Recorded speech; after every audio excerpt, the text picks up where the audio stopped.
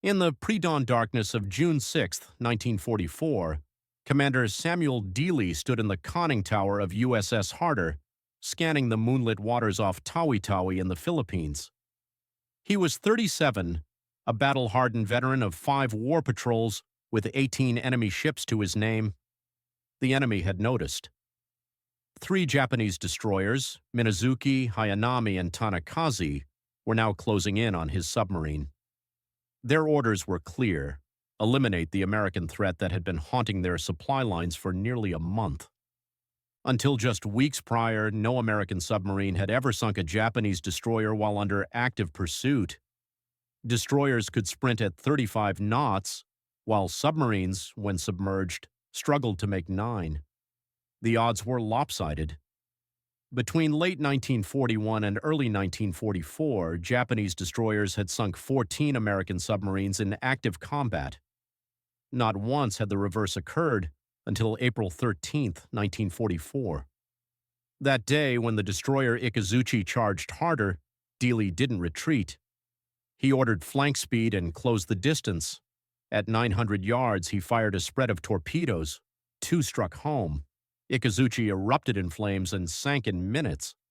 Dealey's dry report became legend across the submarine fleet, expended 4 torpedoes and 1 destroyer. The Japanese weren't amused. Admiral Toyota, commander of the combined fleet, was losing ships at an alarming rate. 23 destroyers had already been lost in 1944. Everyone mattered. Operation Ego, the planned counterattack to the American invasion of the Philippines, hinged on precision and timing. Losing destroyers to submarine attacks disrupted everything. Toyota massed his mobile fleet at Tawi-Tawi: 4 battleships, 9 carriers, 15 cruisers, 28 destroyers, the greatest gathering of Japanese naval power since Midway. American codebreakers were listening. Admiral Charles Lockwood, commander of the Pacific Submarine Force, dispatched USS Harder to patrol near Tawi-Tawi. Dealey's mission: attack anything he could. For 9 days, Harder operated undetected. But at 0300 on June 6th, a Japanese patrol plane spotted the wake of her periscope. 3 destroyers responded. Dealey studied the lead ship, Minazuki, as she zigzagged toward him. Behind her, 2 others boxed him in. He didn't flinch. At 1,100 yards, he ordered 3 torpedoes fired down the destroyer's throat. Harder immediately dove. Seconds later, explosions shook the submarine. When he returned to periscope depth, all that remained of Minazuki was oil and debris. The other destroyers, confused and unnerved, dropped depth charges at random and sped away. Toyota was furious. He ordered 6 more destroyers into the hunt, but Dealey was just getting started. The next morning, June 7th, under a moonless sky, Harder surfaced to recharge. At 0312, Dealey's radar picked up a contact, 8,000 yards and closing fast. It was the destroyer Hayanami. Her captain had just been ordered back to base and wasn't expecting a fight. Harder surged forward at flank speed, cutting through the waves at 21 knots. Dealey wanted to get inside the destroyer's radar range before being identified. It worked. At 3,000 yards, Hayanami's radar officer finally spotted the contact. Assuming it was another Japanese ship, they made no evasive move until it was too late.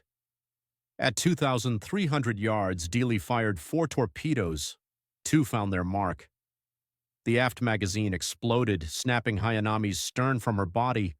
She rolled and sank. 148 sailors, including her captain, perished. 2 destroyers in 2 days. Japanese command reeled. Admiral Toyota redirected 8 destroyers from convoy duty to hunt harder. Aggressive orders were issued: destroy the submarine at all costs.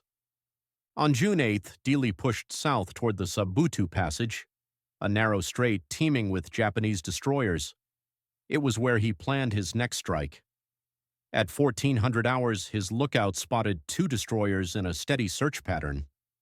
After observing their movements for 90 minutes, he detected a rhythm to their zigzags. Positioning Harder directly in their path, he waited. As the destroyer Tanakaze closed within 1,200 yards, He fired a spread of 4 torpedoes. 2 struck, one near the bridge, the other at the forward magazine. The resulting explosion tore Tanakaze apart. The second destroyer charged Harder's position and unleashed depth charges, but Dealey had already taken his sub deep. After 40 tense minutes, the destroyer withdrew. Harder had survived. 3 destroyers gone in as many days. At dawn on June 9th, Dealey sighted 4 more destroyers sweeping the area. Their sonar pings were so loud they could be heard without headphones. With only 8 torpedoes left, Dealey picked a target. 1 destroyer was maintaining a steady course amid the zigzagging formation. As she neared, Dealey launched 3 torpedoes, all hit. The ship detonated and rolled over, sinking in seconds. The other 3 charged. Harder dove to 500 feet. Depth charges rained down, 23 in just 10 minutes. Lights failed, pipes burst, the hull groaned under the pressure, but she held. After 2 hours, the destroyers withdrew. Harder had now sunk 4 destroyers in 4 days. But Dealey wasn't finished.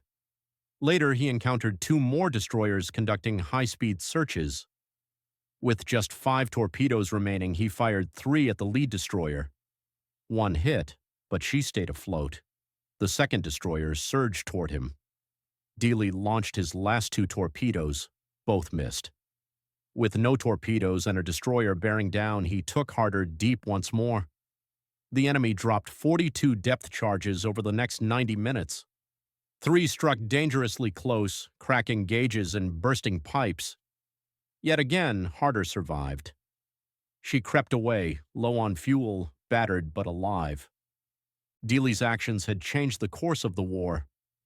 On June 10th, Admiral Ozawa, commander of the Japanese mobile fleet, made a fateful decision. Spooked by Harder's presence, he moved the fleet out of Tawi-Tawi 6 days earlier than planned. The Japanese left without full reconnaissance, with supply ships trailing behind and their formation scattered. The Americans intercepted their movement. Admiral Spruance's fleet adjusted its position. The result, the Battle of the Philippine Sea. It began on June 19th. In 2 days, U.S. forces destroyed 376 Japanese aircraft, sank 3 carriers, and crippled the Japanese carrier fleet. The Great Marianas Turkey Shoot, as it became known, was made possible because Ozawa's fleet wasn't ready, and they weren't ready because Dealey had shattered their confidence.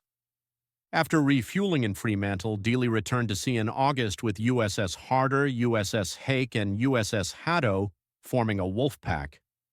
They ravaged a Japanese convoy off Palawan Bay, then sank 3 more vessels near Bataan.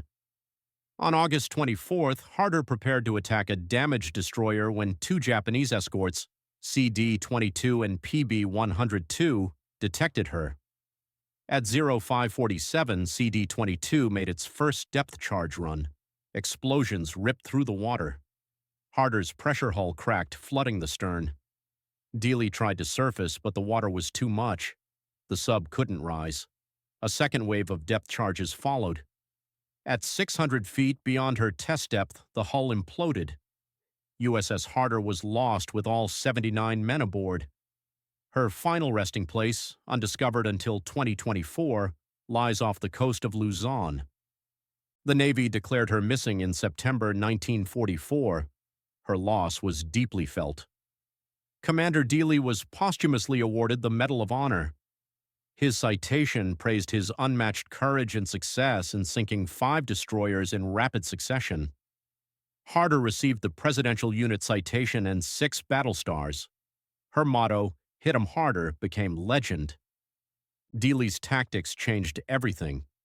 Before him, submarines ran from destroyers. He charged them. His approach gave submariners a new edge. From June to December of 1944, American submarines used his method to sink over 200 enemy warships. It came at a cost. Submarine losses increased, but Japan's maritime capabilities were crippled. By war's end, Japan had lost 75% of its merchant fleet. Its navy, deprived of escorts, was defenseless. Harder's crew paid the ultimate price, but their legacy endured. In 2024, the wreck of USS Harder was found upright on the seabed. her damage visible, her story intact. At the U.S. Naval Academy, instructors still teach Dealey's down-the-throat tactic, not because it's still used, but because it represents a mindset. When the enemy expects retreat, charge. Commander Samuel Dealey rests at Arlington National Cemetery. His tombstone reads, Medal of Honor. Destroyer Killer. Every year on August 24th, families visit. They bring flowers. They remember the 79 men who didn't come home. Farm boys, college grads, sons, brothers, fathers. They knew the odds. 1 in 5 submariners would die. They served anyway. USS Harder didn't just sink ships. She shattered assumptions, inspired a new doctrine, and altered the course of the Pacific War. She and her crew earned their place in history not just through what they sank, but through the legacy they left behind.